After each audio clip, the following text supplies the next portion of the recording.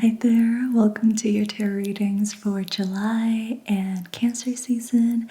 If you're watching this at another time, that's also okay because energy is timeless, and the fact that you're connecting with me right now could be a sign that there are messages here for you.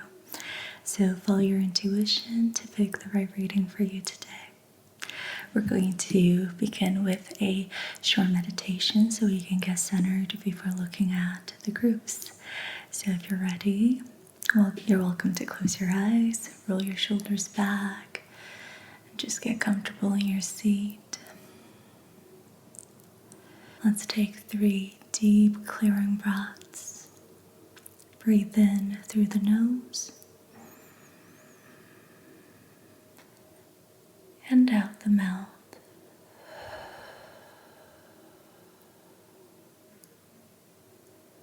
Deep breath in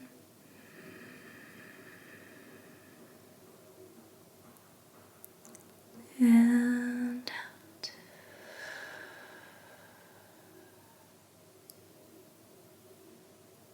Deep breath in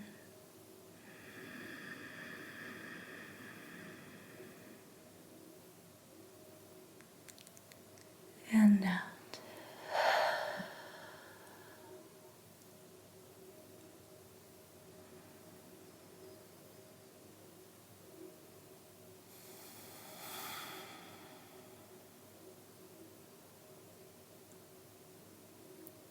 Create space between your eyebrows.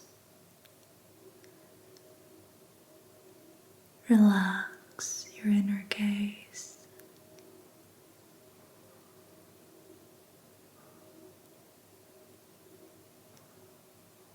Relax your cheeks.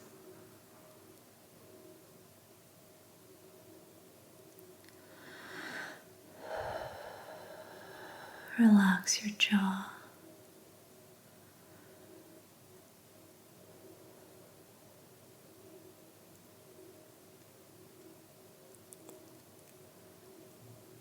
Lower your shoulders. Begin to just sink into your seat.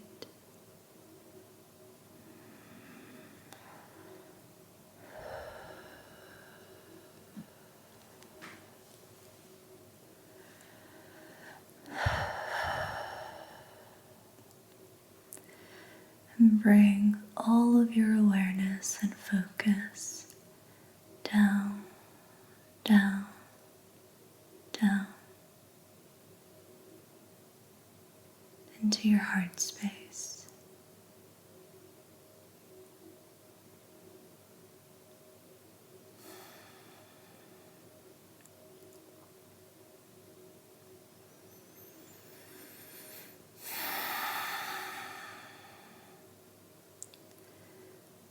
And with your awareness here, I invite you to set the intention to take only the messages that resonate today. To only take the messages that inspire self-trust and self-ownership, self-acceptance, clarity, peace, and ease.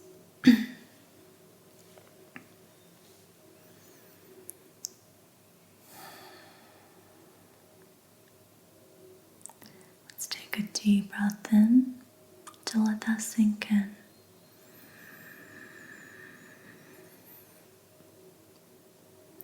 And breathe out. Beautiful.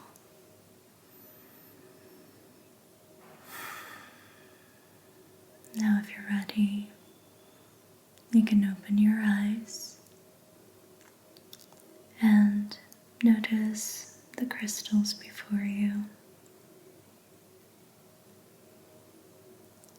For group 1, we have dalmatian jasper.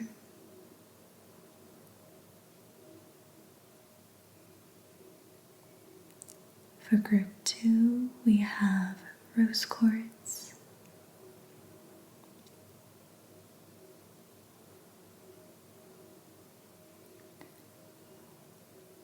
For group 3, we have bloodstone jasper.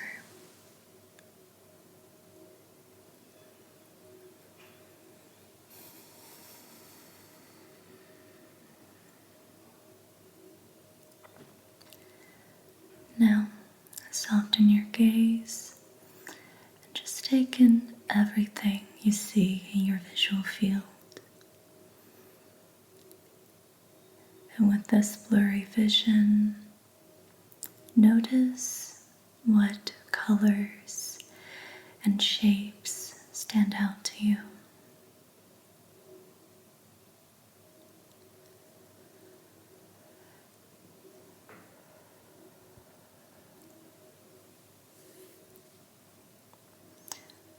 What is shining just a little bit more brightly than the rest in this moment?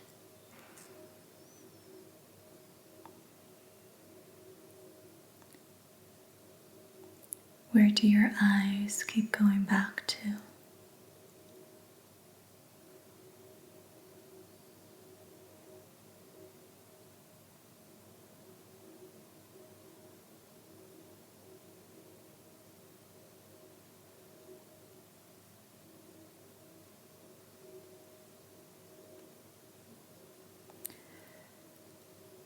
Now I'm going to call out the groups again.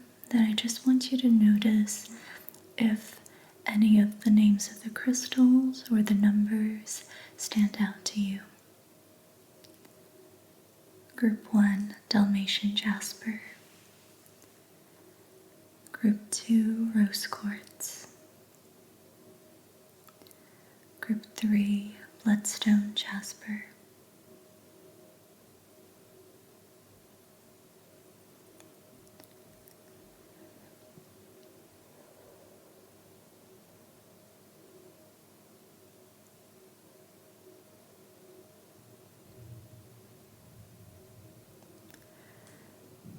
Know that you don't have to think too hard. Sometimes there can be messages in more than one reading for you. I often find that these readings all apply usually, but just towards different aspects of my life. So you're welcome to listen to all of them and just exercise your intuition to see where they fit.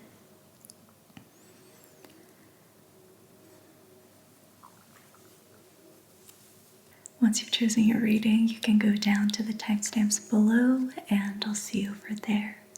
And before we get into it all, I just want to give a huge thanks to Squarespace for supporting this video. Squarespace is an all-in-one platform where you can create a stunning online presence. This is especially great for creatives and professionals looking to stand out. One feature I love is how easy it is to create a visual portfolio with Squarespace's gallery blocks and flexible layouts. You can present your work cleanly without distractions. You can also add an About Me page with a downloadable resume or use their built-in contact forms so clients, collaborators, or employers can reach out directly. And if you're applying to roles or pitching projects, having a custom domain with a polished portfolio site instantly sets you apart. So if you're ready to take your portfolio or resume to the next level, head to squarespace.com for a free trial. And when you're ready to launch, go to my link, squarespace.com/ediyasmr to save 10% off of your first website or domain. Thanks so much, Squarespace, and thank you for being here. Now let's get into Group 1's reading. If you chose Group 1, Dalmatian jasper, then this is your reading. Hi, Group 1, welcome to your reading. So try to do your reading a couple of times, and for some reason, it's not coming through properly. maybe I'm getting a little bit in my head about how it has to come through. But I have a general sense of what we might be reading about, and it does seem to be connected to last month's Group 1's reading. So if you tuned into that one, then this could be the reading for you. So Group 1, what do we need to know about your current situation? By the way, we're using the Golden Universal Tarot deck. Oh, there it is. I knew it.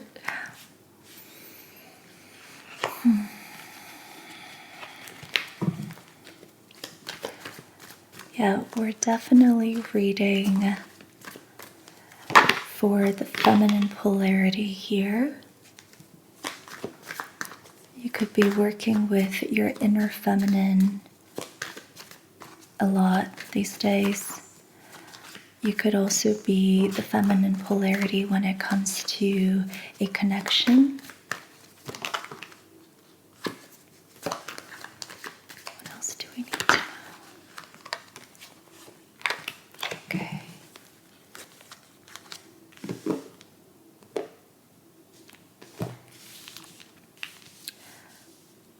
So we have the Eight of Wands, the Empress, Judgment, Strength, and Five of Pentacles. So you've been doing deep, intense shadow work when it comes to beliefs around unworthiness, insecurity, shame, scarcity. You're really confronting the parts of you and maybe memories and past experiences where you felt left out in the cold and not good enough, unworthy. This is really difficult and intense work, and something most people have great difficulty facing. And with the Eight of Wands being here, I'm getting the sense that you've already made a lot of progress in terms of processing this dark, uncomfortable part of you. And you're already seeing the benefits of that. Your shadow work is already paying off because you have Judgment here with the Empress. It's like you are remembering just how powerful you really are, how beautiful, gorgeous, and attractive you really are, how desirable and magnetic and sovereign you are. You are remembering what you were put here to do. It's like you're recognizing your creative power and that you can be a vessel or a channel for something deeply meaningful to come through you. Notice how the Empress is pregnant. So I think you are remembering a sort of life mission. It's like you're answering a call to get back on the path and pursue your life's mission. You're also learning to embody sovereignty, confidence, empowerment, and deepen your capacity for abundance. So there are various ways in which this reading can go. We have the Five of Swords as our bottom deck energy. So for some of you, this might involve someone else and could be about a connection that in which maybe there there has been some sort of disconnection or miscommunication recently, where you had to turn your back on someone. And if that doesn't really resonate, this could purely be about your path towards creating abundance in your life. So let's find out. Okay, I'm going to get some messages from the Work Your Light deck now. What does group 1 need to hear? Also noticing that my throat is incredibly sore right now. And could explain why I've been struggling to give your reading. So maybe you've been experiencing some throat activations. I find that the throat is very connected to the gut. When we are ashamed, we swallow our words, We're unable to speak our truth. And when I connect to the Five of Pentacles energy, I go straight to my gut. I think, to me, that's where it sits. It's shame, insecurity, powerlessness, and then that translates into a blocked throat. And so I feel like, I imagine that you're really working with these two energy centers these days and doing a lot of vagal toning. Okay, any messages for group 1? Been shuffling for a long time, nothing's falling out. All right, okay, you know what? Let's move on to another deck. Marcel's Oracle deck.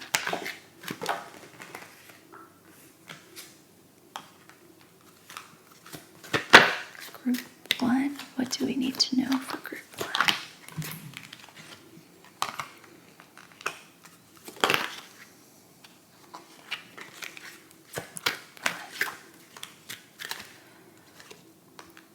Yeah, so I think there is definitely something here about the throat, speaking, using your voice. We have revolutionary here.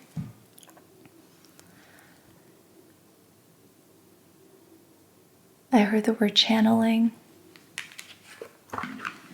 So I think you're in the process of learning to work with your creative flow and take inspired action in a way where you can really speak your truth and put out a creation that feels innately true to you.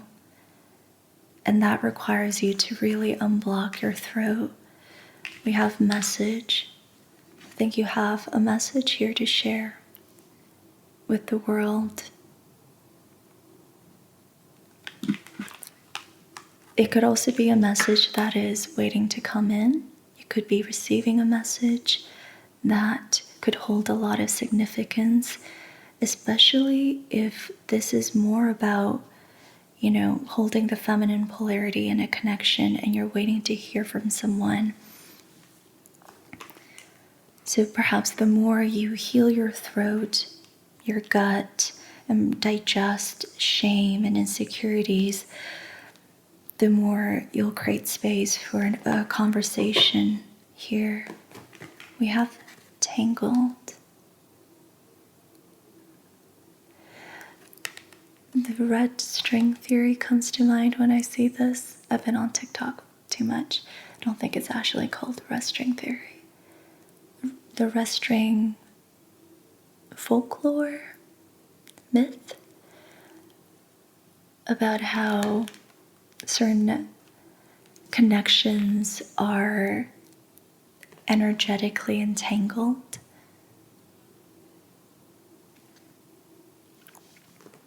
Take that how you will, but that was what came to mind.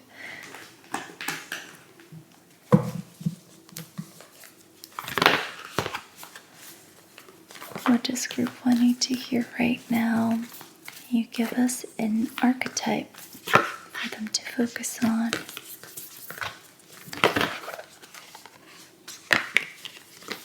Group 1, what is an archetype they can focus on?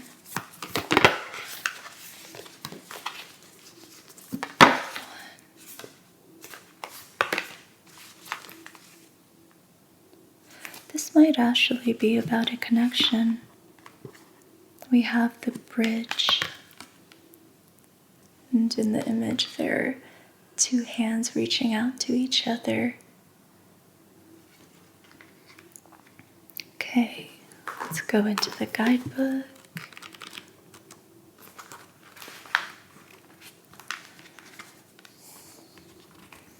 Also known as the connection, the link, the gate. Bridges are built to connect two worlds. They create flow, allowing us to travel between realms, ideologies, personalities. This archetype is the gesture of acceptance, of saying yes rather than withdrawing, separating, and saying no.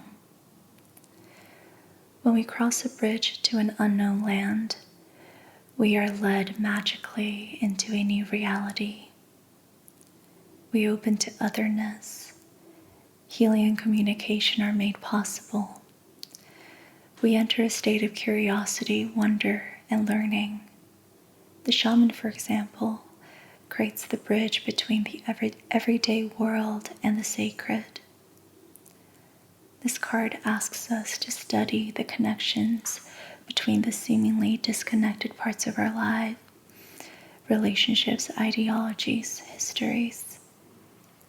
Remember that a bridge can't be forced.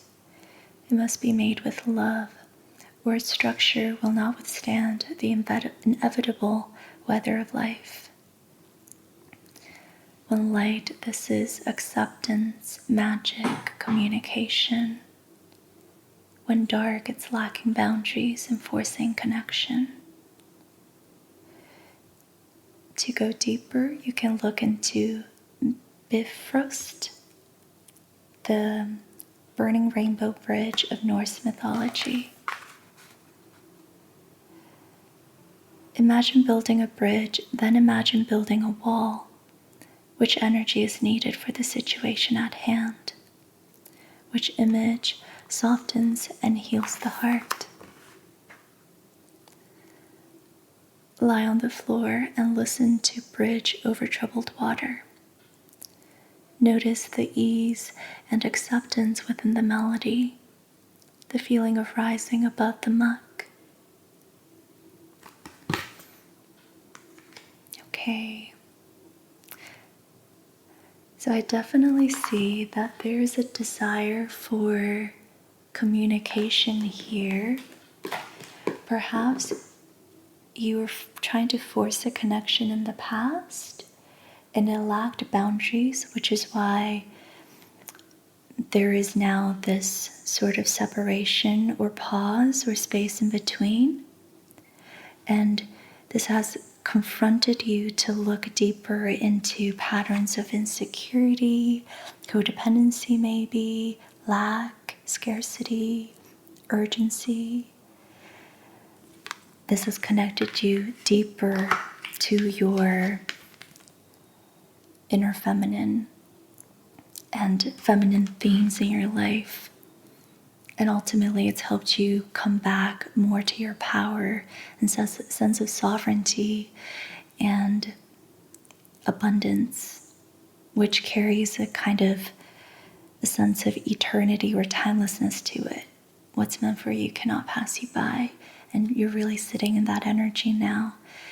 I think for the bridge to be coming up, you're being encouraged to really carry the energy of saying yes rather than no, to be in acceptance and magic rather than withdrawal and separation. So it can simply, I think this is more like an energetic, emotional shift that you're being invited into, where rather than staying with uncomfortable feelings of separation and lack, like lacking communication, lacking connection, this is about really being the acceptance of your situation and perhaps why it had to unfold this way, and seeing the silver lining and coming not from a place of urgency but timelessness and trust, and really sinking into that ease, that feeling of rising above the muck, seeing the bigger picture, feeling soft and heart-centered, and embracing a sort of effortlessness and trust around your situation.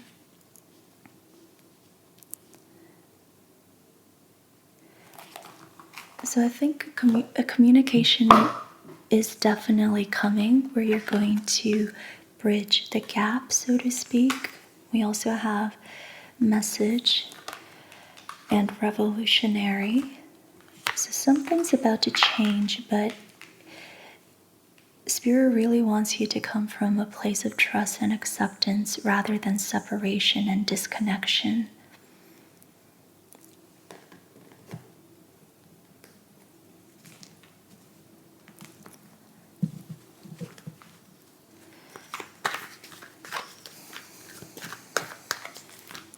Now let's get a card from the Osho deck. What does Group 1 need to know? What does Group 1 need to hear right now? What does Group 1 need to hear?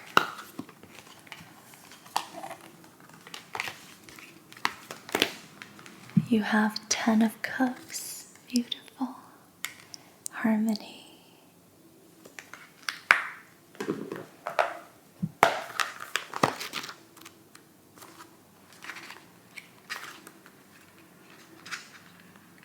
Something about this image that is so incredibly soft to me, and it somehow speaks to me more than the traditional Rider-Waite image of the 10 of Cups. The experience of resting in the heart in meditation is not something that can be grasped or forced. It comes naturally as we grow more and more in tune with the rhythms of our own inner silences. The figure on this card reflects the sweetness and delicacy of this experience. The dolphins that emerge from the heart and make an arc toward the third eye reflect the playfulness and intelligence that comes when we are able to connect with the heart and move into the world from there. Let yourself be softer and more receptive now, because an inexpressible joy is waiting for you just around the corner. I'm so excited for you. Nobody else can point it out to you. And when you find it, you won't be able to find the words to express it to others.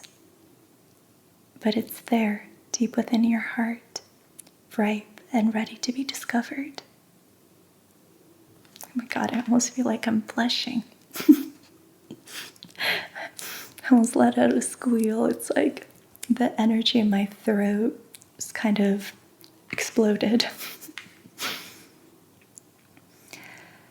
Listen to your heart. Move according to your heart, whatsoever the stake.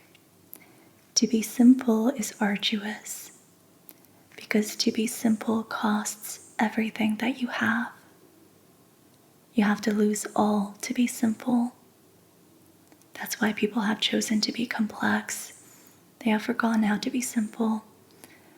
But only a simple heart throbs with existence hand in hand. Only a simple heart sings with existence in deep harmony. To reach that point, you will have to find your heart, your own throb, your own beat.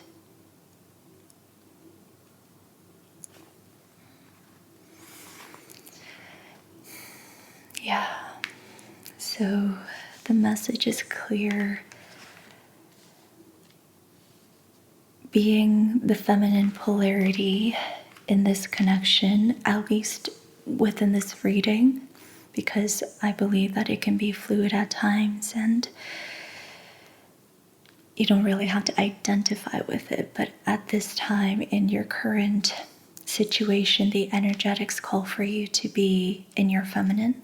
And being in your feminine also means being the Queen of Cups, which is really resting in the heart space, feeling expansion there, knowing that there's nothing to grasp or to force. And all you can really do is tune in to your own rhythm.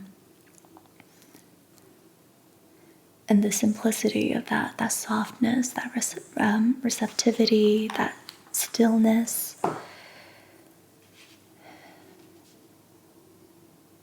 And the more you are in this energy, the more you'll attract connection.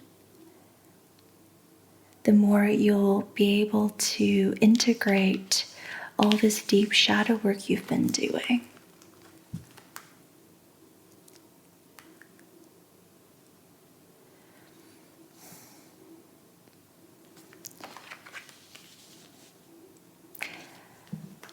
Something really good is right around the corner, and Spirit wants to prepare you for that.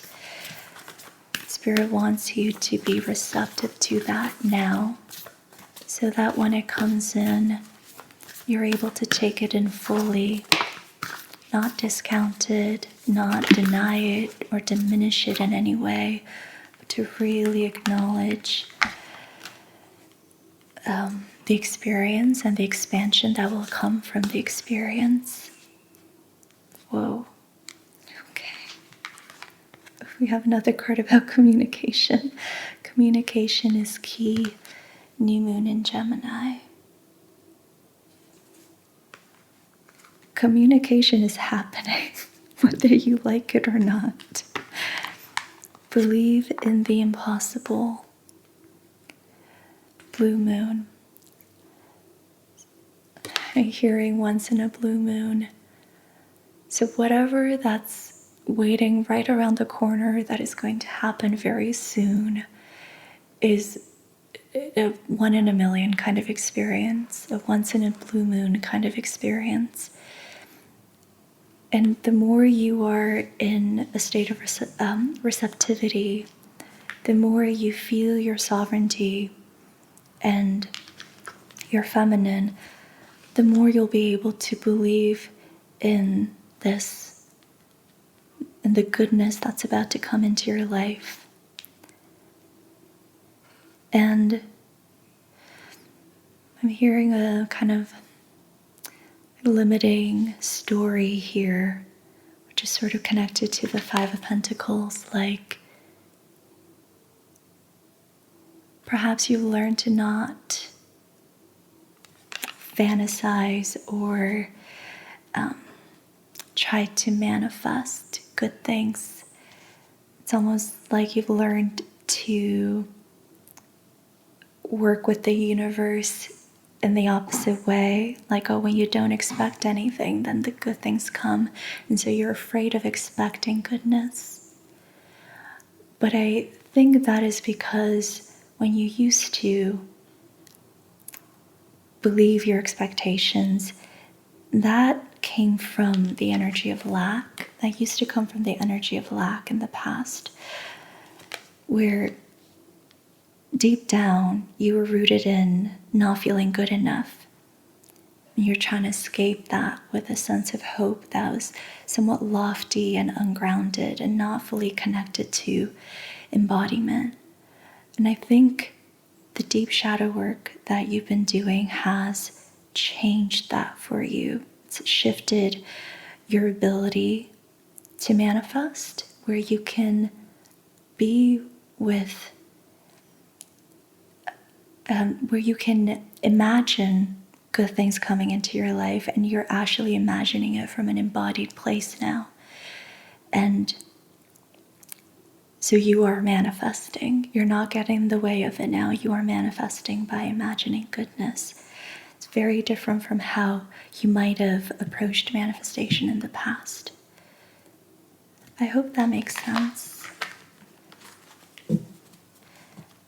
It's like when you visualize goodness now, you visualize it from an embodied place. You can actually really feel it in your body. Whereas in the past, it was just this lofty daydream and fantasy that existed up here and not actually in the body. And so it would get in the way of your manifestations in the past because it came from a place of scarcity and lack. But now Spirit's really encouraging you to exercise your ability to believe in goodness, to be in your heart space, to feed that vision. Okay. Now let's get some cards for your future energies.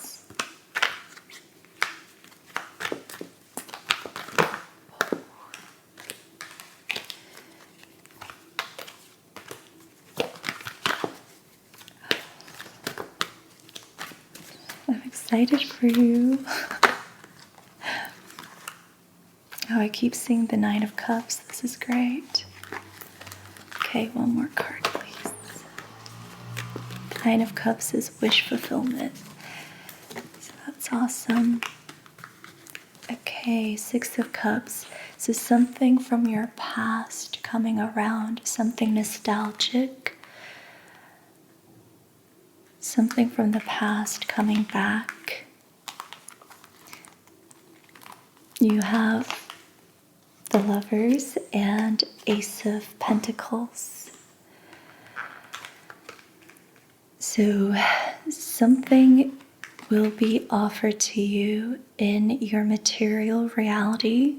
Something tangible will be offered to you that will help you step into a higher timeline, if you will, a higher path of freedom, of free will, of making choices from a heart-centered place rather than your limitations or limiting beliefs. I just imagine a sort of expansion where you're like, oh, anything is possible now. I can do whatever I want. I'm going to exercise my free will. And it'll all come from a sort of shift in your physical reality. Since we got communication so many times, this could be having that conversation that then shifts your mindset around what's possible here, whether within the connection or within yourself and your life's mission, because I think we started the reading talking about that. Or it could be both. It's like just really expanding your idea of what's possible when it comes to love, connection, living your purpose, living from a place of power, inspired action, creating creative flow. It just feels like this huge upgrade, level up. You're leveling up. You have the High Priestess here. This is interesting. I'm hearing surrender to the mystery. So a deeper connection to spirit, to the subtle, the energetics. Clarify the High Priestess.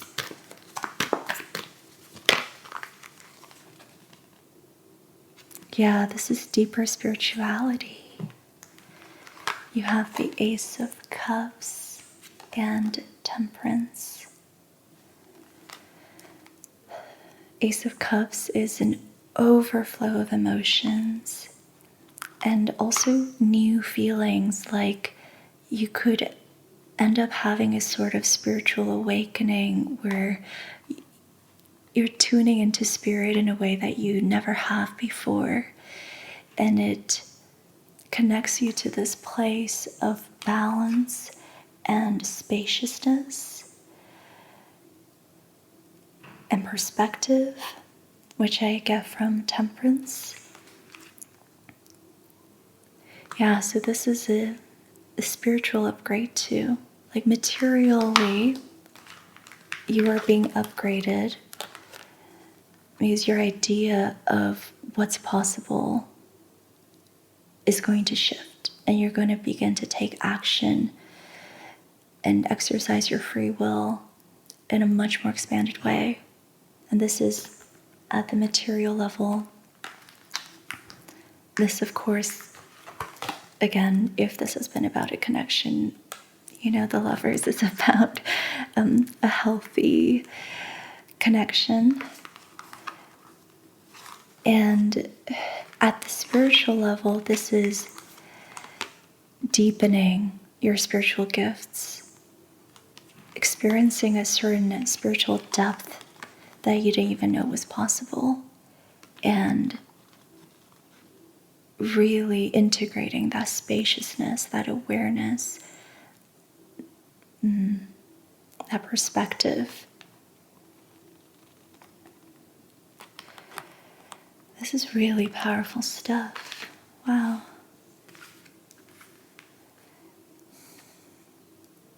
Okay. I'm going to get one more message for you, Group 1. What does Group 1 need to hear before we go? What do you want to say to Group 1 Spirit? Oh, that's crazy.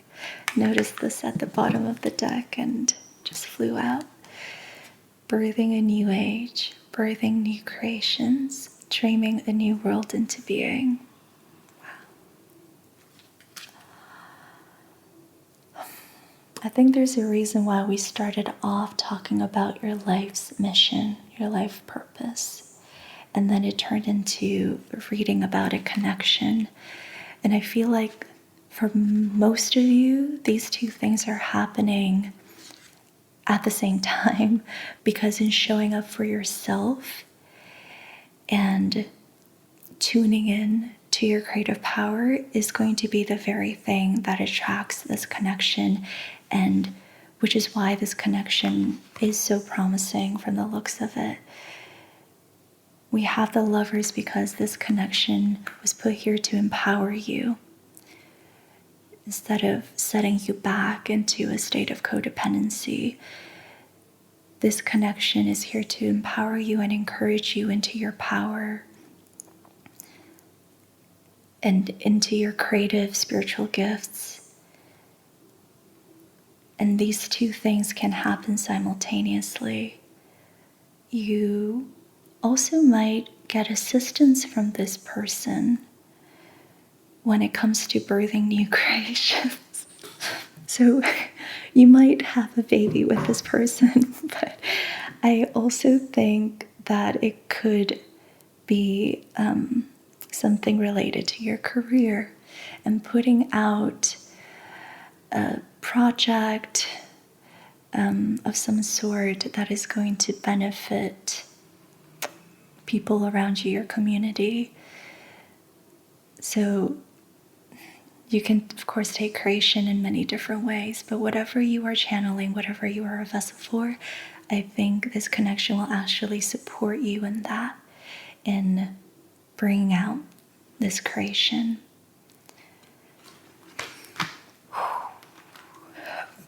Very exciting stuff. All right, Group 1, that was your reading. Thank you so much for being here. I am so happy for you and so excited for you. Sending you so much love. And if this reading resonated with you, I would love to hear from you down below. All right, I'll see you in another reading or in another video.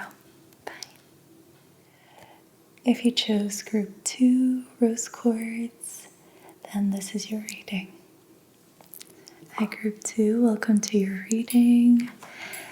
For your group, we are going to be using the Four Noble Tarot deck. And let's just get straight into it. Get some cards for your current energies. Group 2 Rose Quartz.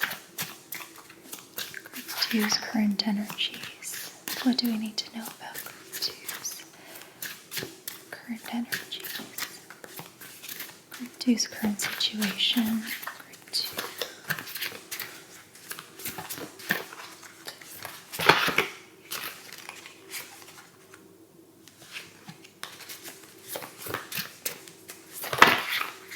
Group 2.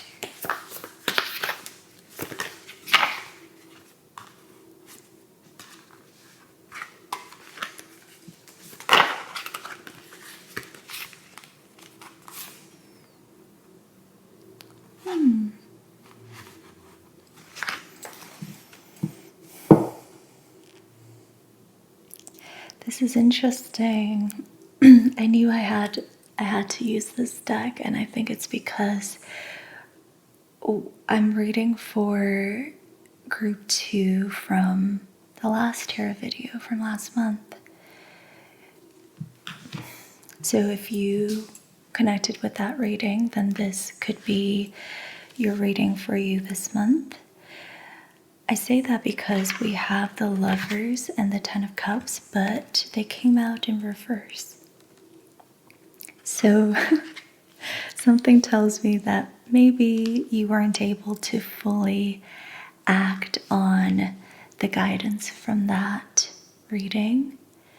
And so we are here again confronted with the Lover's energy and how to get to your Ten of Cups, which is ultimate emotional fulfillment, emotional completion. We have the Page of Wands, the Chariot, the Hierophant. So you're contemplating on taking action towards something. And you're wanting to do this right. You're wanting to ground your energy and take action in a meaningful way. The Chariot is interesting because I don't think you've taken action just yet, but there's all of this drive and determination, focus. So there's a lot of drive and passion towards taking action, and just a matter of time before you act on it. The Hierophant tells us you want to make sure that you're taking action in the most aligned way possible, where you are acting from an empowered place that is for your highest good and the highest good of all that this involves. You want to be spiritually led first and foremost. You're very cautious about doing the right thing.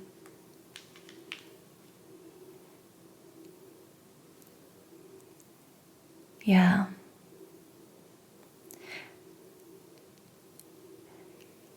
I have this image of the dam, and I feel like it's about to break very soon. There's all of this energy that needs direction, that needs to be channeled. And at the moment, you're really with a sort of quiet contemplation about what it means to do the right thing. You want to be responsible and authentic and honest and truthful.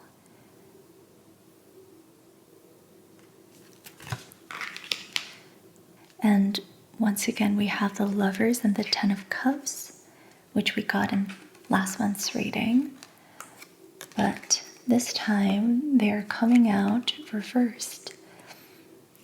And if you remember, the Lovers was about needing to make a decision and making the choice that scares you, that will ultimately grant you greater expansion and freedom and alignment. And that this choice would be the thing that takes you to your 10 of Cups, your emotional fulfillment. With these two cards to come out in reverse in your current energies, I'm getting the sense that perhaps you're still needing to make that choice. You haven't yet. Maybe it was too overwhelming, too scary to make that choice and you just weren't ready. And you're still with it, however. You know that you still, like, this energy is still with you. You do want your 10 of Cups. You want that emotional fulfillment. You know you have to make a choice. And it's just that it's been difficult to take that step. So let's go a little bit deeper into that. What does group 2 need to hear regarding their situation? Group 2.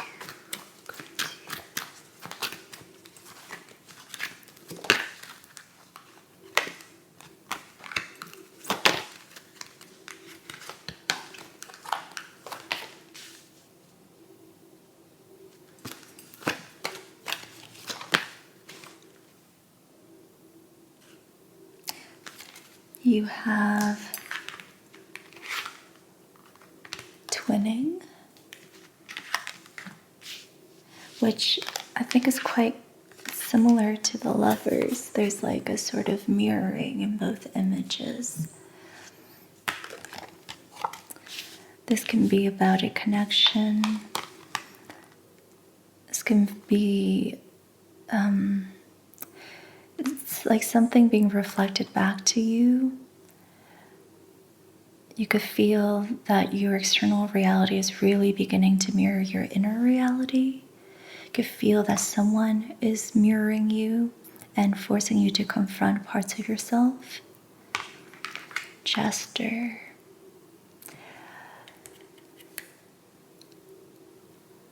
I don't think gestures are really about this, but what I'm getting with this is like masking. I feel like gestures are not really about masking. They're more about, gestures are about confronting the truth, right? Uncomfortable truths, but delivering them in the form of a joke, in the form of something lighthearted. So there's something about needing to be with an uncomfortable truth. There's also something about masking here. Maybe it's time to take off the mask. We have vivid dreams. So things could be coming to you through dreams at this time. Repressed emotions, desires, repressed feelings about this choice you need to make. All of that could be coming through in your dreams right now. So that could be something to journal about, to further contemplate.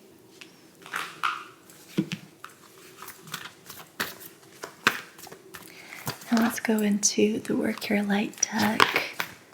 Get some messages. Group 2. What does Group 2 need to know right now? You have Keepers of the Earth. You are not alone. Ancient ancestors stand beside you.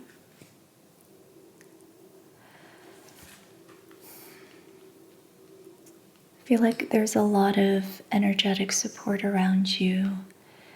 I think Spirit really hears your desire to do the right thing. I think Spirit really respects your desire to show up correctly and that has attracted a lot of energetic, subtle support. You're also doing something that breaks you free from generational patterns. You're really setting yourself apart from previous generations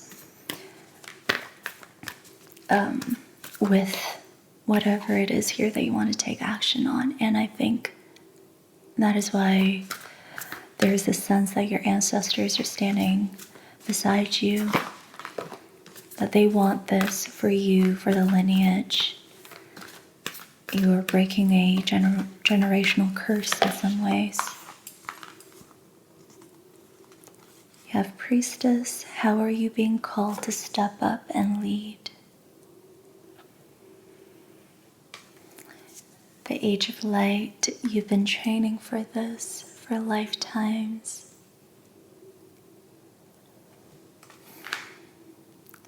I'm hearing you might not feel like you're ready, but you are.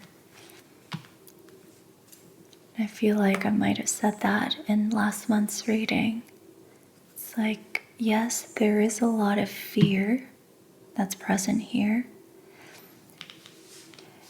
Making this choice and taking action on this choice is not easy. It will force you to confront your fears. But your fears being present doesn't mean you're not ready for it. Part of the challenge is to move through your fears and come out the other end.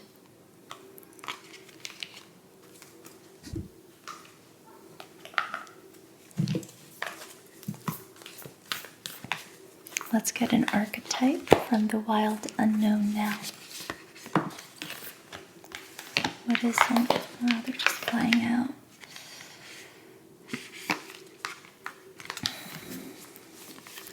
What is an archetype that group 2 can work with at this time?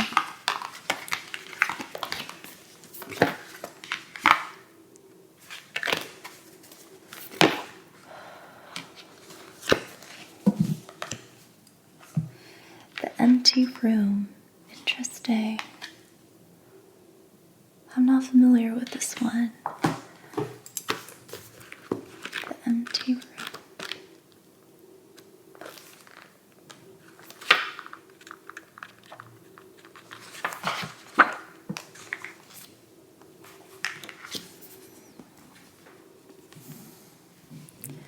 Also known as the vortex, the abyss, the nothing. The empty room haunts us all. It is the universal and all too frequent feeling of lack, of wanting, of the craving to fill ourselves with something, anything. We too often attempt to remedy the discomfort of the empty room by any means necessary, leading us to a culture of more. Ironically, the empty room is filled to the brim with potential, yet we perceive it as not enough. This card is a cry for patience, for sitting within the barren walls of not knowing, for awaiting true vision and purpose before attaching to what we should do next to save our outward appearance. Be with the nothingness. Be with the impatience. The empty room has immense power. Let others wonder what you are doing. If you can settle into the magic of emptiness, you will soon hear its whispers of wisdom. When light, this energy is spacious, its potential, possibility. When dark, it's addiction, insatiability, more for more's sake. To go deeper, you can listen to John Cage's 433.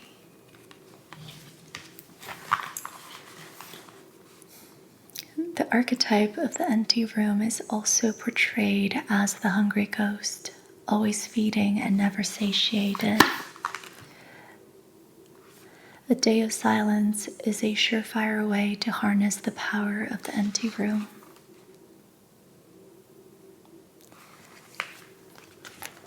This is good.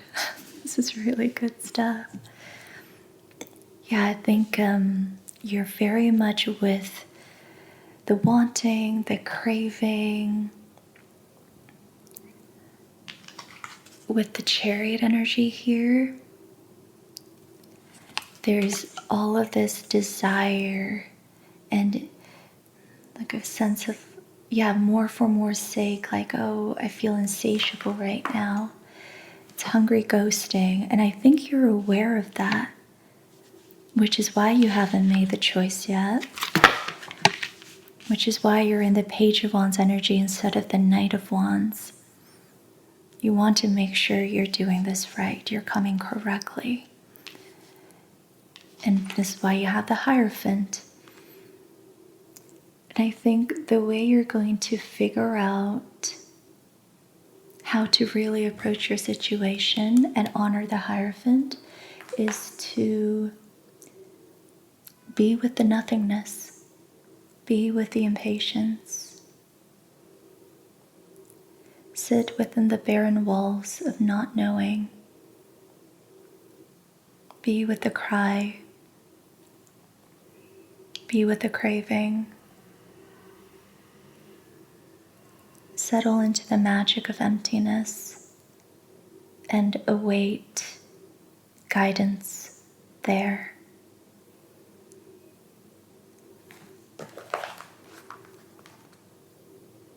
So have you fully acknowledged the hungry ghosting? I think in some ways maybe you could have denied this or tried not to look at it, or to try to satiate it in other ways, but perhaps it's time to actually be with it. Be with the hungry ghosting, be with the craving. In being with it, you can honor the empty room as an archetype and hear the wisdom in it.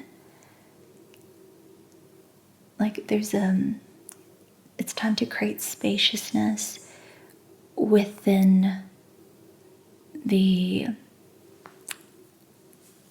craving, within the wanting.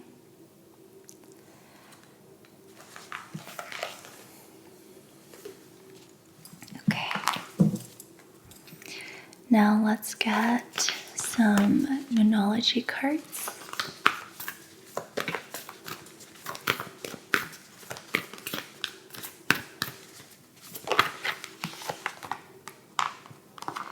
Don't let your past hold you back, South Node. You might want to look into where your South Node is. That might offer more messages for your situation. This also makes me think of the Ancestors card. It's almost as if your ancestors are saying, don't let us hold you back. Don't let previous generations hold you back from what's actually possible for you. You don't have to recreate the past in your lifetime. You're actually being encouraged to rewrite your path and to not follow the steps of previous generations. What else does group 2 need to hear?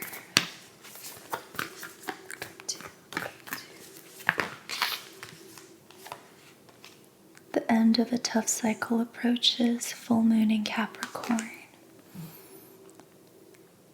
I'm noticing some heaviness in your energy now. So perhaps things have been quite confronting and difficult lately. You may also want to look into where Capricorn falls in your chart. I don't normally say that, but it's really standing out to me here and with the South Node.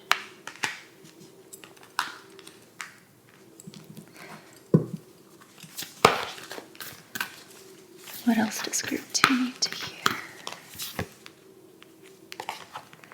Luck is on your side. New moon in Sagittarius. Okay.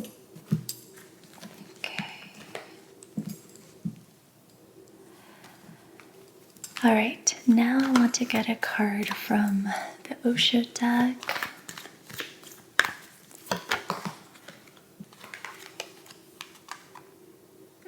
You have 9 of Cups, which is laziness in this deck.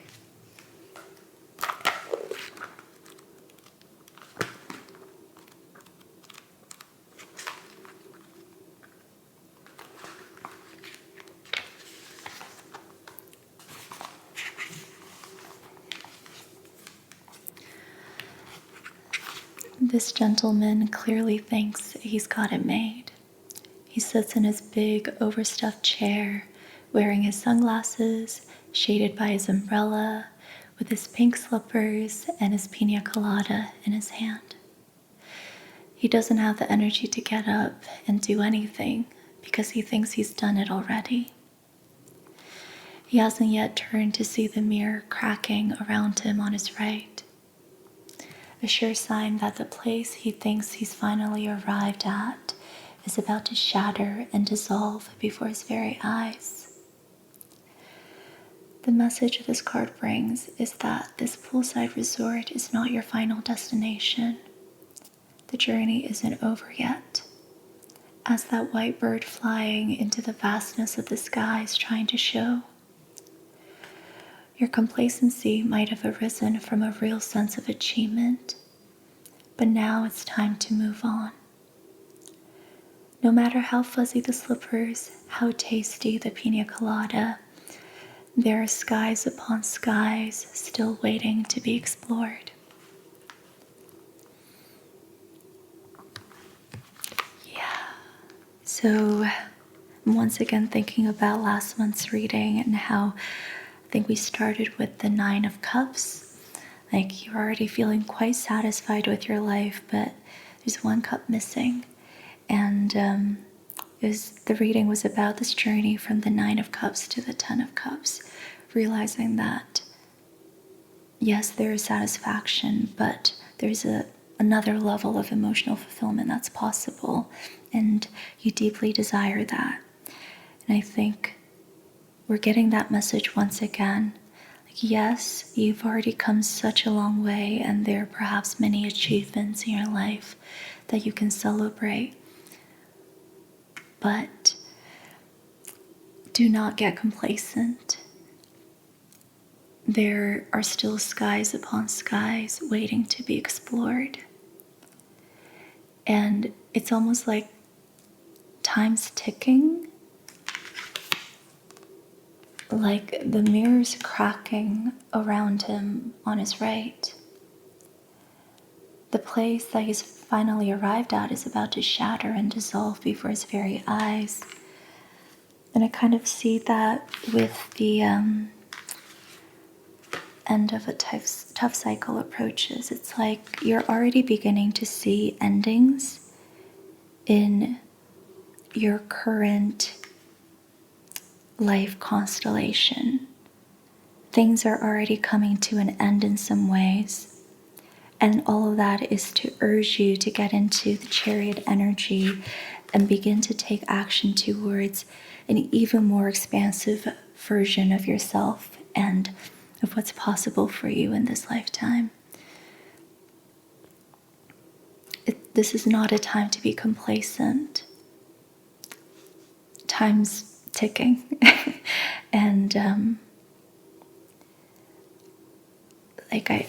I think it's time for you to kind of double down, focus, and make the next moves.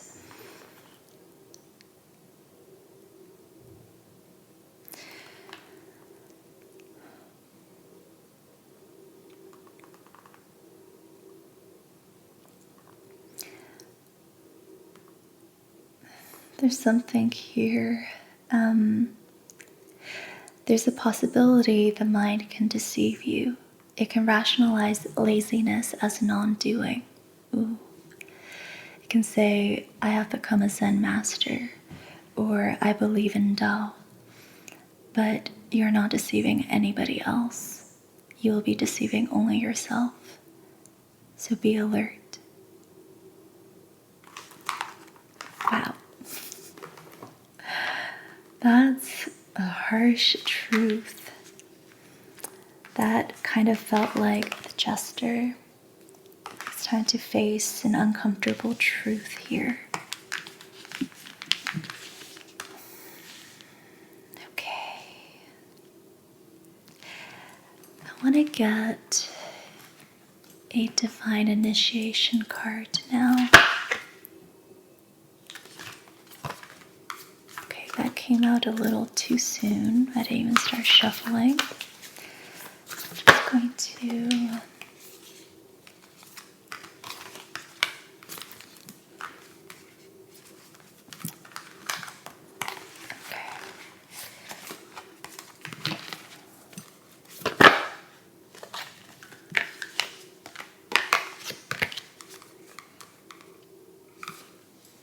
you have sacred path.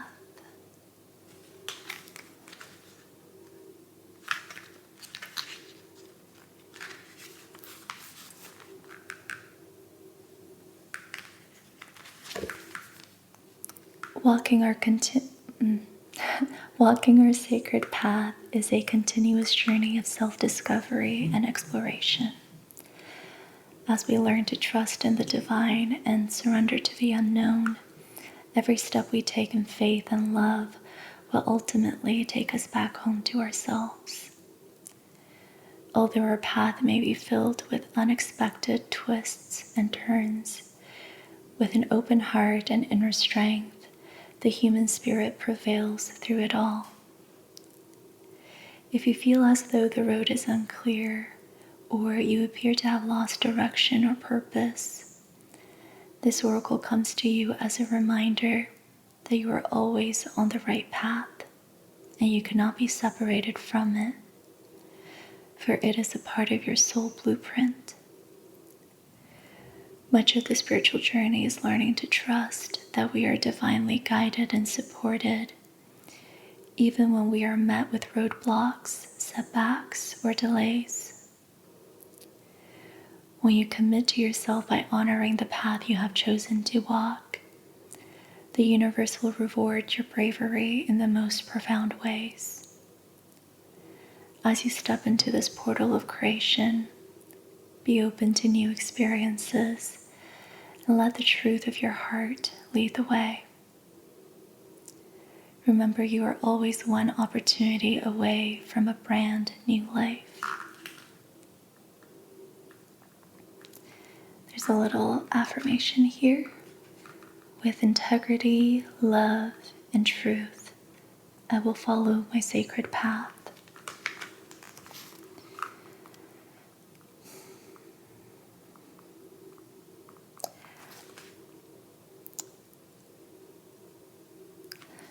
There are a couple of things coming through. One is, when it comes to honoring the Hierophant and taking the higher path, all it really comes down to is holding the intention of integrity and truth. You can't really fall off the path. You are always on the path, and as long as you have your compass set to truth, you are all set. You cannot be separated from your path. So I'm hearing stop overthinking. You're overthinking this. You have to just commit to the path. You honor it by choosing to walk it with integrity.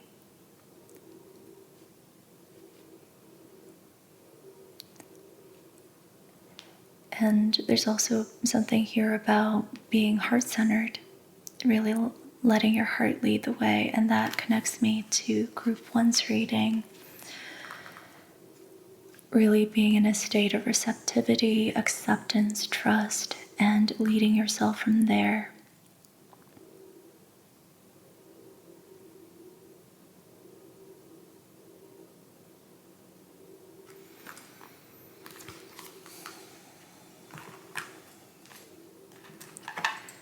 Okay, now let's go into some near future energies. What might be possible for group 2 in the near future if they are to follow the guidance here?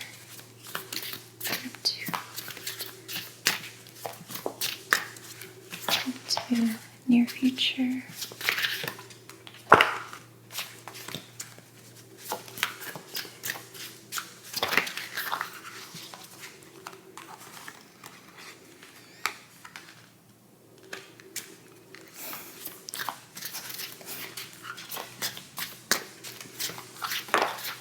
This is so funny. What's happening?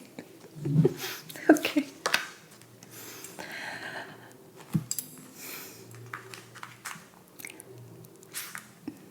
Interesting. There are a lot of cards here that group 1 also got in their near future energies. You have Ace of Pentacles, Ace of Cups, 3 of Pentacles, 6 of Cups, and the Empress. Group 1's reading was for the Empress, for the one holding the feminine polarity in a connection, or the one who's working with their inner feminine at this time. And for you, there's a lot about action taking. There's quite a lot of masculine energy here. And in some ways, when you do decide to take action, you will find yourself closer to feminine energy, which in terms of inner work, if all of this is unfolding internally, it can be stepping into a chapter where you are then going to begin working with your inner feminine. This can also be connecting with an external feminine, someone you perceive to be quite feminine. We have the 6 of Cups here, so a return to something familiar, something nostalgic, something from the past, something sweet and gentle that you remember fondly. We also have the 3 of Pentacles, so you could be working towards something with someone, with the Empress perhaps.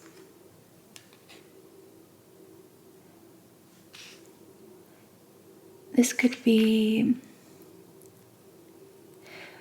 working. What are you working towards?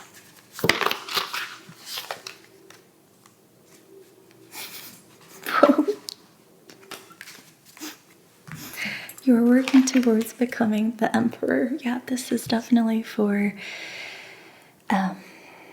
your inner masculine, or if you hold the masculine polarity in a connection. You are working towards becoming the Emperor and integrating certain masculine qualities within yourself. And in connecting with someone feminine in the near future, you will receive the right kind of support and collaborative effort that will help you step into your power as the Emperor and as the Hierophant, the High Priest. There's something really spiritual about this, like integrating a lot of things, integrating a lot of lessons that I think you've gone through, but they're still somewhat split within your identity, and all of that is about to come together in the near future. We also have the Ace of Pentacles and Ace of Cups, so something new coming in your material reality and also in your emotional reality. this could be that extra cup that you need to get to your 10 of Cups. So an emotional, a spiritual shift in perspective, an awakening of some sort, and something growing in the tangible. Could be taking the next steps in a connection, building on a relationship. This can be abundance coming into your life in the form of an opportunity, a new situation of some sort, different circumstances shifting.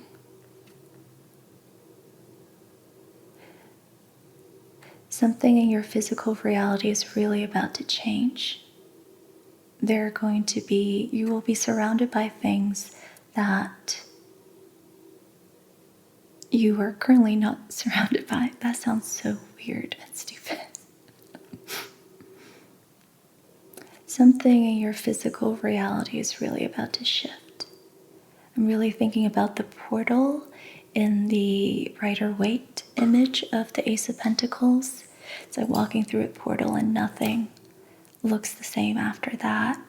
Everything shifts and you're in a new location and there are new opportunities and you're seeing things that you didn't really notice before.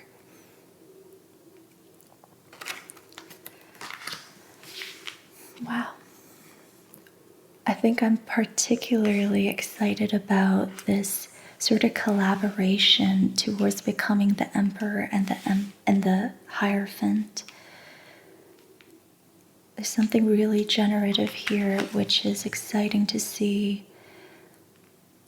There's a lot of newness, but also a little bit of the past, the warmth of the past meeting a lot of newness.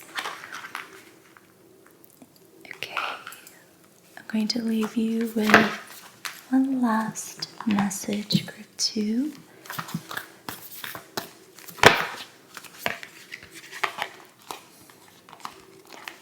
You have worked through your fears, new moon in Scorpio. I believe we got a similar message we also ended last month's reading with a similar message about facing your fears.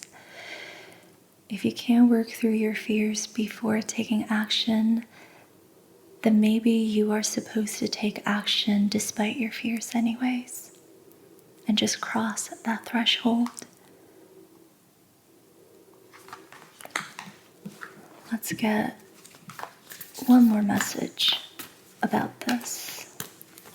What does group 2 need to hear?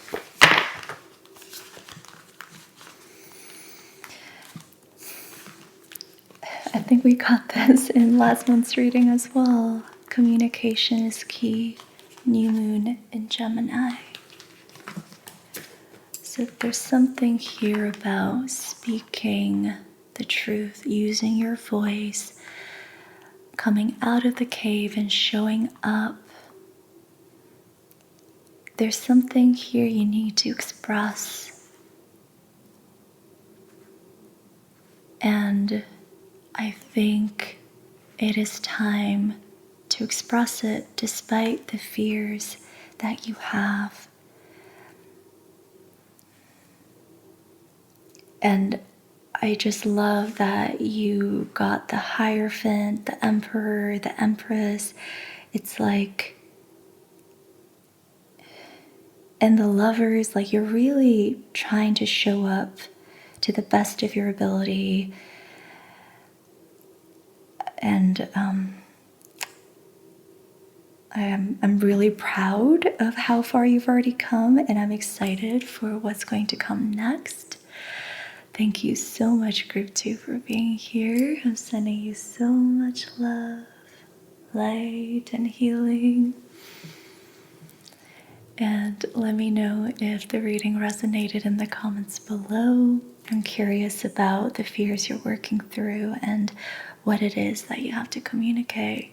This is very fascinating to me. I'll see you in another reading or in another video.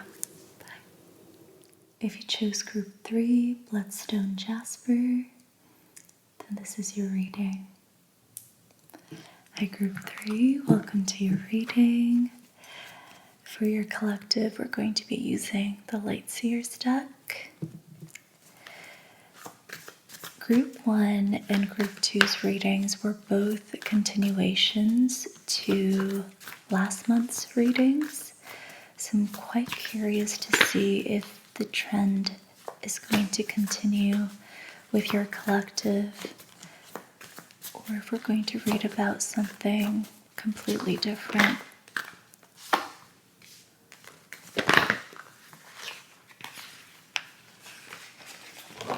Oh, one card at a time, please. What do we need to know about Group 3's current energies?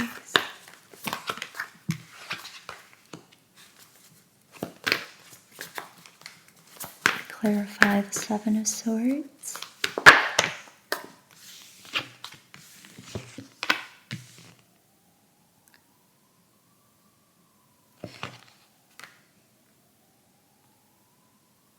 Interesting.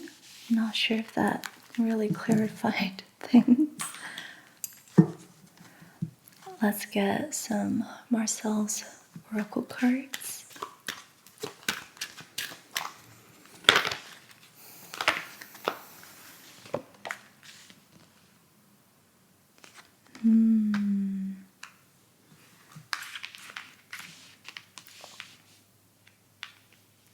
There was some sort of conflict recently.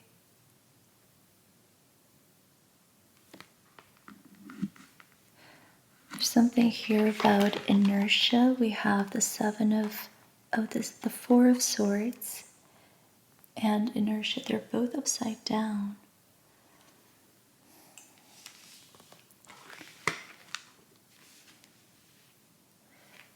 Then we have the complete opposite of that with the Knight of Wands and Ace of Wands.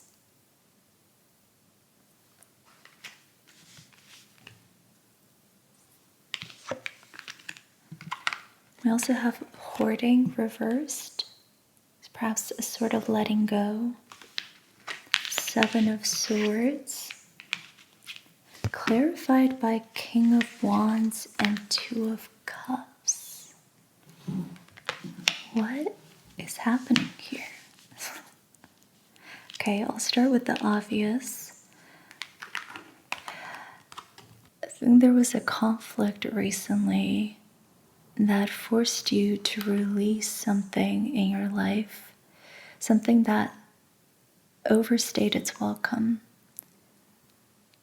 Could have almost felt like you were hoarding the thing. Could have been a relationship, a project,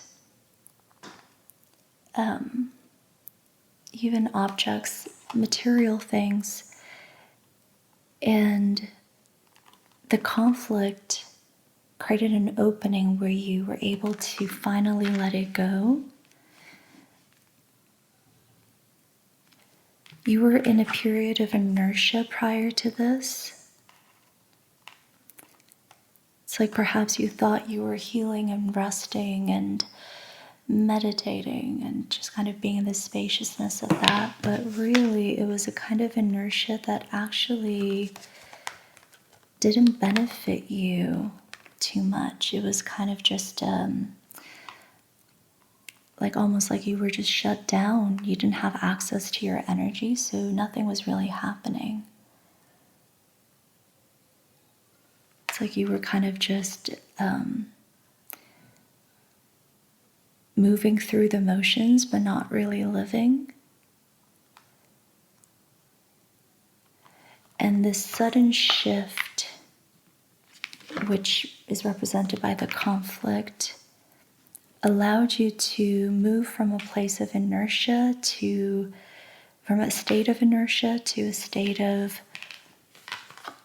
like intense passion and drive and creativity and fire and movement and action. You went from not feeling anything, not doing anything, not desiring anything, no movement whatsoever, complete shutdown, to like living at 120% at all times. This can feel like, I want to say like, this can be like you're feeling horny all the time.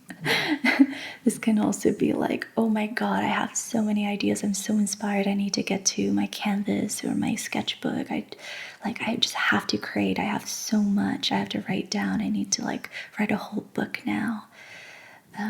This can also be like being on vacation, just being incredibly spontaneous, traveling and really being the life of the party and doing the most. It's so much energy. And I think all of this energy was somewhat repressed because you were in a situation that really wasn't working for you anymore. That perhaps you even kind of forgot about this inner fire and your ability to feel this passionate, this free, this adventurous and spontaneous. We have Seven of Swords, so there's something about, I need more cards on this. There's something that's hidden. I need more cards on this. Tell us more about the Seven of Swords.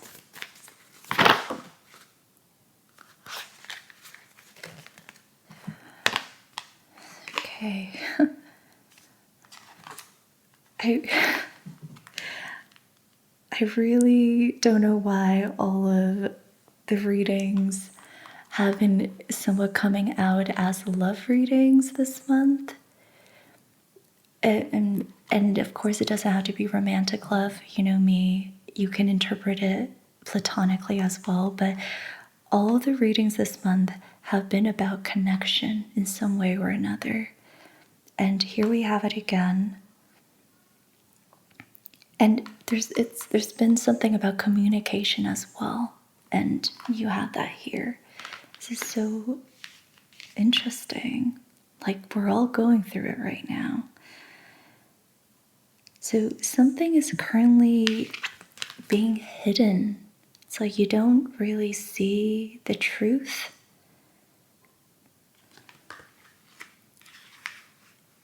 But you can expect the truth very soon from someone who carries the King of Wands energy. This could be someone who has heavy fire in their chart, like Sagittarius, Leo, Aries. Someone who's very confident, passionate, who is not afraid of the spotlight, who is outspoken, someone who is playful, flirty. And it's also a masculine energy, of course, it's the King of Wands. There's a lot of recognition between the two of you, a mutual connection, there are mutual feelings here. This can be your higher self. Also, now that you're feeling all of this energy and you feel like the Knight of Wands and you just want to take action and, exercise your free will, perhaps you are not completely seeing that you can actually be the King of Wands and it's really not that far from where you currently are. So this could be like you're merging with your higher self. Your higher self's like, hey, I'm the King of Wands. Let's do something here. Learn to embody me. So this could be internal, you're meeting your inner King of Wands and you are marrying the Knight of Wands with the King of Wands and learning to stand in your power, to stand in your bigness, to show up as a leader, as an example for others, and shine in the spotlight. and be attractive, magnetic, charismatic. And both can be true, like this can be happening internally, and at the same time, you could be attracting someone like this into your life. Or perhaps you've already met someone like this in your life, and there is just something that is sort of hidden in plain sight with the Seven of Swords. When I asked for clarification on this card, we got the Page of Swords with the Eight of Wands. So communication is coming in. Whatever is hidden in plain sight will be revealed very soon. There is momentum towards that, towards a sharing of ideas, thoughts. So once again, communication coming in about whatever is hidden in plain sight. Again, internally, this can be having certain ideas, feeling inspired to take action in a certain way, to becoming the King of Wands, to showing up, shining your light, expressing your bigness. Okay, now I want to go straight into the wild unknown.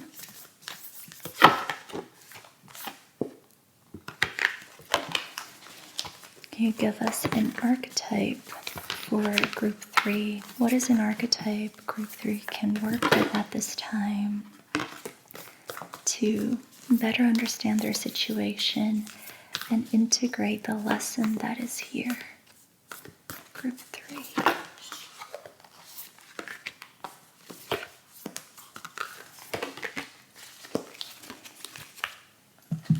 You have the Village.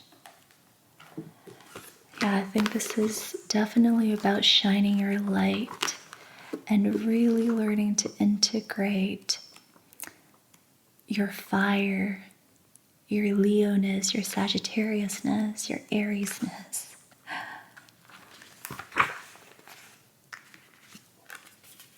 And not allowing external circumstances to make you small anymore.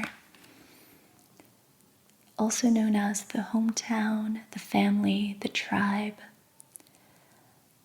The Village presents us with a conundrum. On one hand, it's the place that feels most like home, the place to which you can always return. Nostalgia and comfort draw us back. On the other hand, it's the very place you must leave in order to grow. Around the Village, an unspoken boundary exists, one most villagers do not want you to cross. Though some support your leaving, still you hear whispers of doubt as you venture beyond its borders, leaving them behind. The energy of the Village is present anytime we feel restricted by a certain group, community, family, place, or ideology. It may have served us in the past, yet staying within its parameters will never satiate our thirst for life. Thank the Village for all it has provided, knowing you will someday return. For now, the world awaits. When light, this archetype is intimate, rooted, intergenerational, communal. When dark, it's small-minded, gossipy, trapped, restricted. To go deeper, you can read Haruki Murakami's Hard-Boiled Wonderland and the End of the World. The Village moves with you, as it is more of a mindset than a physical place. Returning to the Village is as important as leaving it. This can be thought of as a completion or an integration of what you learned out in the wild.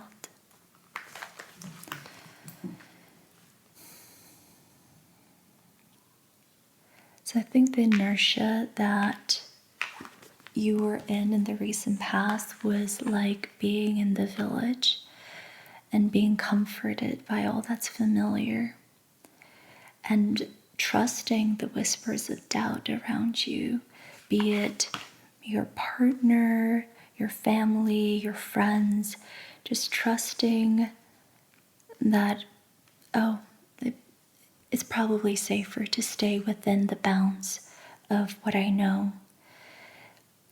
And because of the conflict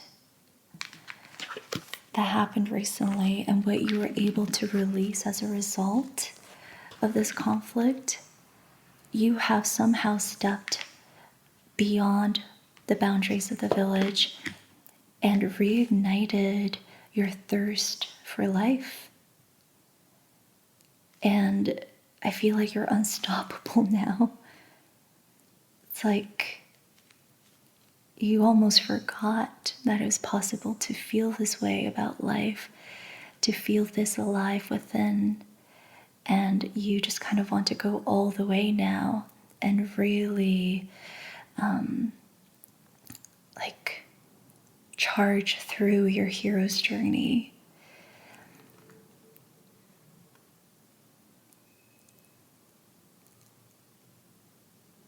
Yeah, so there's this intense thirst for life now, and you're like, okay, what else can I do?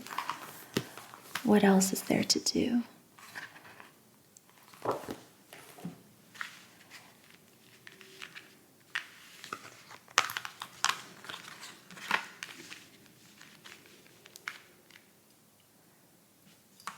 Okay.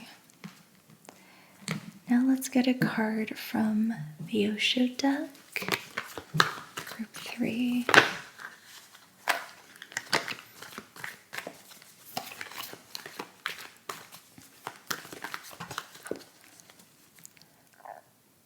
I also want to say there's something here about not listening to naysayers, really eliminating that from your life.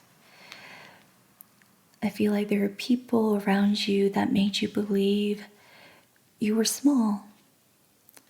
And of course, it's not on them. You allowed yourself to believe those stories. Those stories didn't have anything to do with you, but you were impacted. You allowed yourself to be impacted.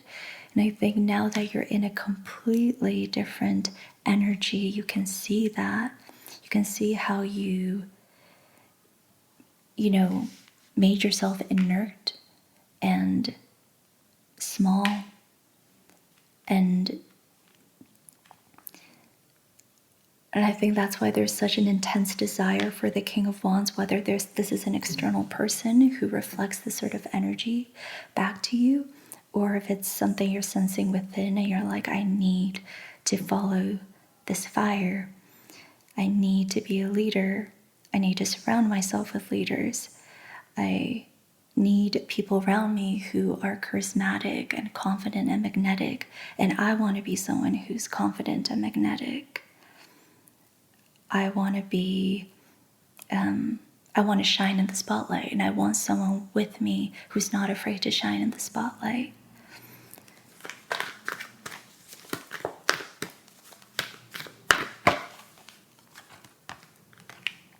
You have the source, of course. This is not surprising at all.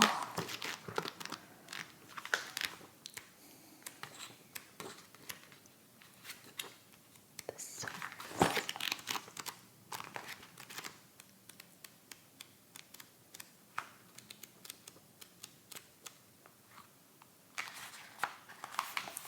Okay, which is the Ace of Wands. So we have 2 Ace of Wands here.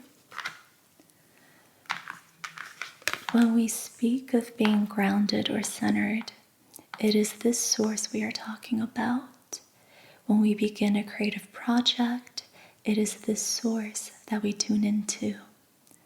This card reminds us that there is a vast reservoir of energy available to us, and that we tap into it not by thinking and planning, but by getting grounded, centered, and silent enough to be in contact with the source. It is within each of us, like a personal, individual sun giving us life and nourishment, pure energy pulsating, available. It is ready to give us anything we need to accomplish something, and ready to welcome us back home when we want to rest.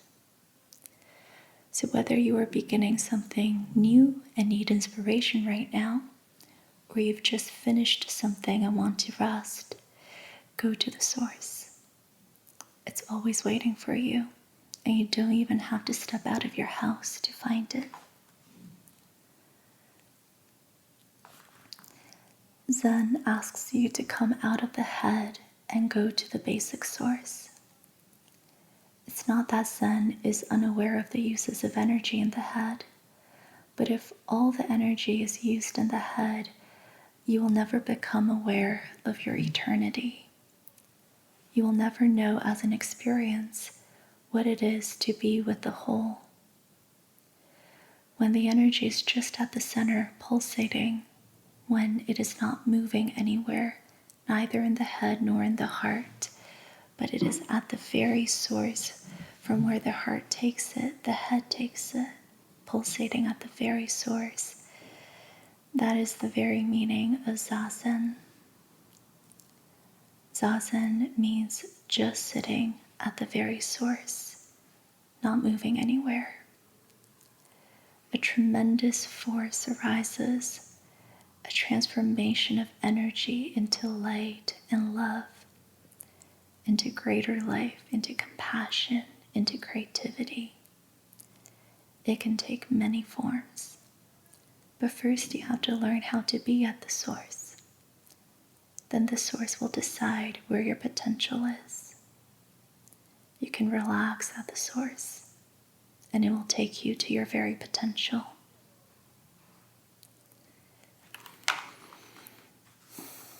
So there's a spiritual integration here. You are learning to work with source energy. You may be feeling really connected to your navel center at this time. Could be feeling very creative, perhaps lustful, passionate, and I think all of that is teaching you to really be with your life force and honor it, not shame it or deny it or suppress it, but to really give it a proper channel. Like especially if it's sexual energy, I think societally we are conditioned to feel like we need to dispose of that energy somehow. But I think you're in this process of learning to give it healthier channels and outlets. And this is fuel for life. It's not something to just dispose of and in various random directions. It's something you can actually focus and hone into so that it in order to manifest your potential and build a more creative life with.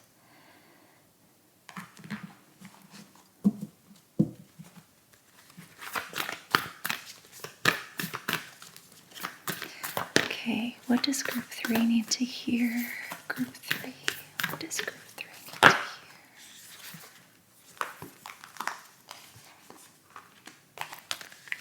The answers you need are coming, full moon in Gemini.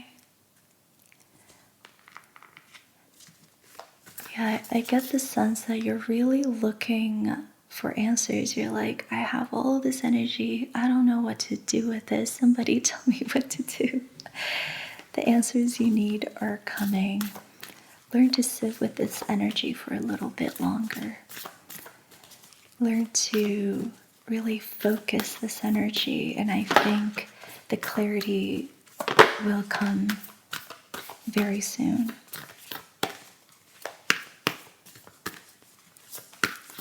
You are enough, full moon in Virgo. I take this as being rather than doing. That's kind of what I'm hearing. I know Wands energy is all about taking action, But a message that's coming through really strongly is learn to be with this energy. That's really all you have to do. Just be with this. A new start is coming, new moon. So you're still in somewhat of a transitionary period. Now, energetically, a lot of things have shifted. You're still kind of building towards a new chapter, and you're aligning yourself with that. And that's partially why you're being encouraged to sit in your life force. So group 1 also got this. Believe in the impossible, blue moon. So this would be a great time to visualize, to imagine what you want to do with your potential, to really sit in your energy and notice the visions that come forward when you are in your energy.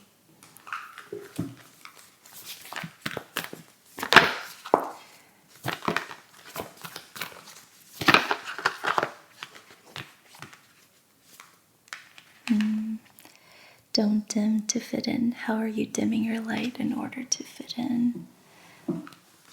What did I say? So you're really integrating the lesson of the King of Wands at this time. You're not going to make yourself small anymore. You're going to embrace your bigness and shine your light and embrace being in the spotlight.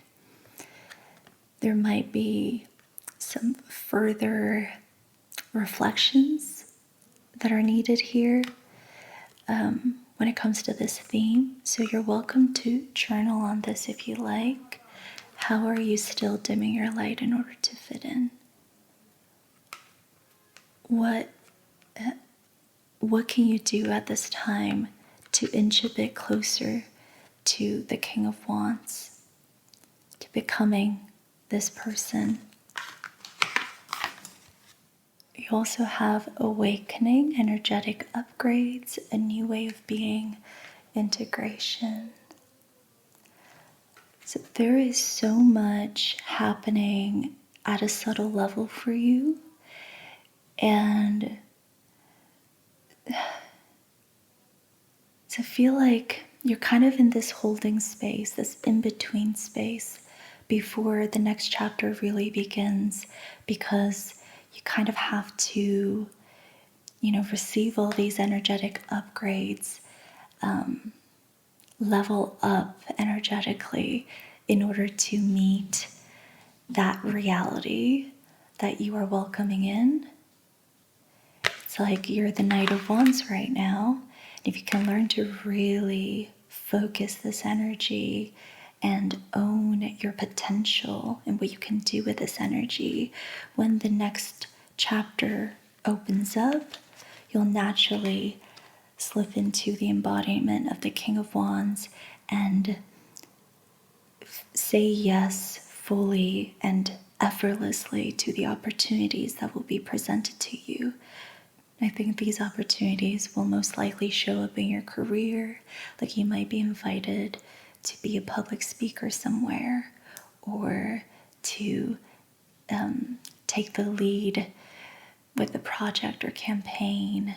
Like something will challenge you to show up in your leadership and in your bigness and with confidence. And before that thing comes, your job is to receive all the energetic upgrades so that when you need to be the King of Wands, you will naturally slip into that new state of being.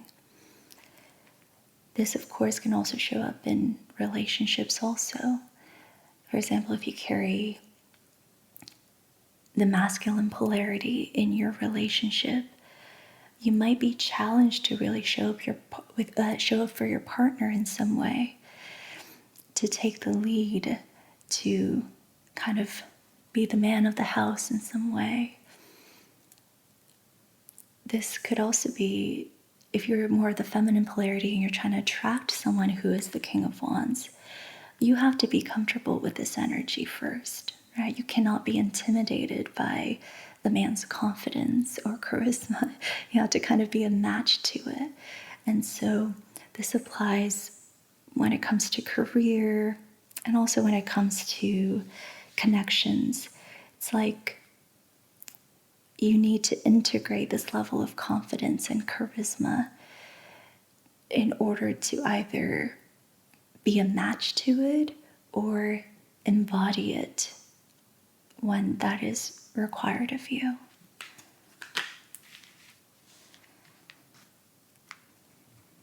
Okay, now let's get some near future energies.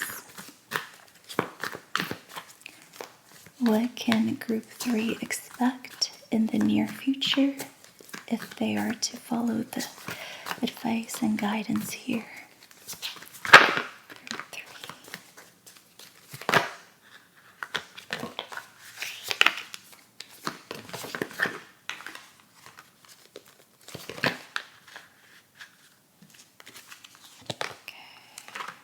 Yeah, I think for a lot of you, this will show up in your career. We have the 8 of Pentacles with the Magician.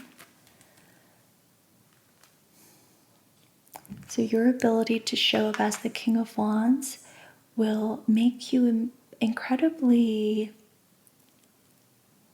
magnetic and powerful, especially your ability to manifest abundance.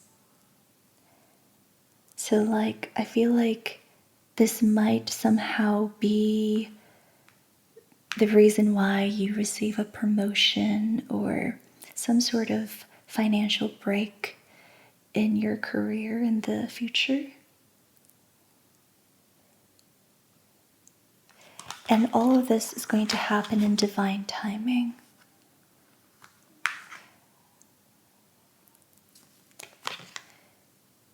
You can't really force the timing with this.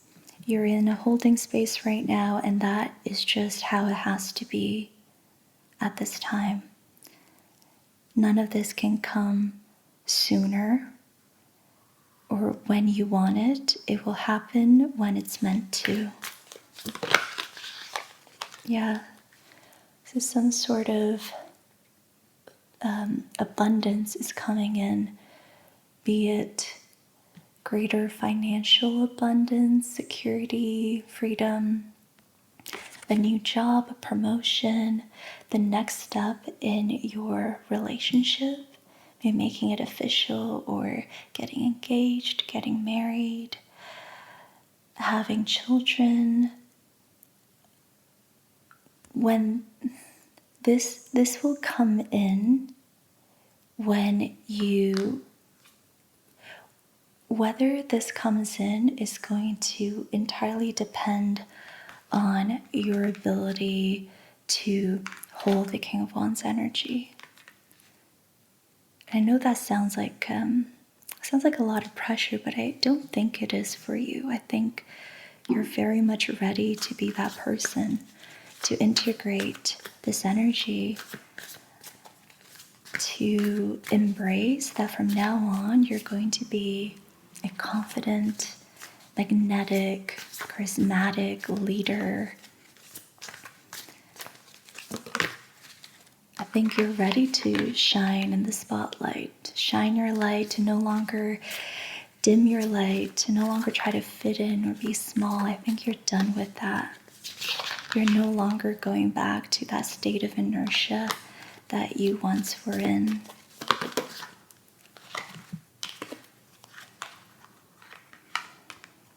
Yeah, 6 of Wands. So there's a lot of success waiting for you. This is incredible. You have the Ace of Pentacles with the 6 of Wands, with the Wheel of Fortune, the Magician, 8 of Pentacles. It's like you're going to be a powerhouse. You're going to manifest so much when it comes to your career, your finances, your material abundance. There's so much good stuff coming in. You're going to be unstoppable. Like, you're going to be a powerhouse. This is really powerful energy, very expansive, very intense. It's like just going to explode with your light. You're going to blind people with your light. It's really intense, is what I'm feeling.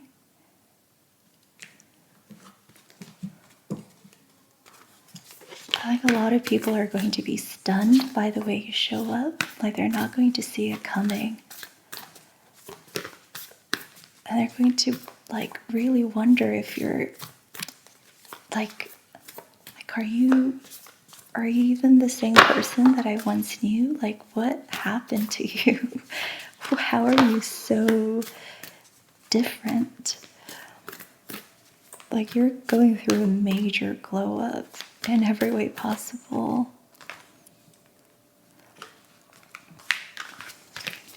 Group 3. Let's end with the final message. Group 3. What does Group 3 need to hear before we go?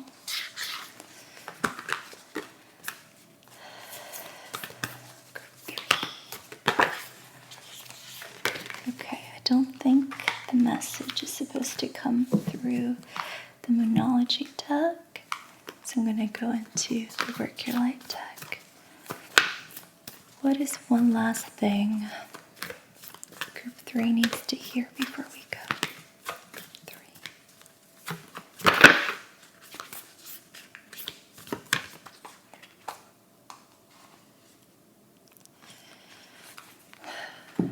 You have Warrior Woman. Have you answered your deepest calling? Once again, there's this intense energy. It's very driven, very focused. It's like the Chariot energy. Tune into your life force, connect with your deepest calling, vision your future from there. Learn to be with your life force and really cultivate it. Own your power, own your fire, your passion, your drive. It's time to be magnetic. Okay. I hope you enjoyed your reading, Group 3. This was amazing. I feel so charged up after this reading. Let me know how it resonated in the comments below. I would love to hear from you. I'm sending you so much love, light, and healing.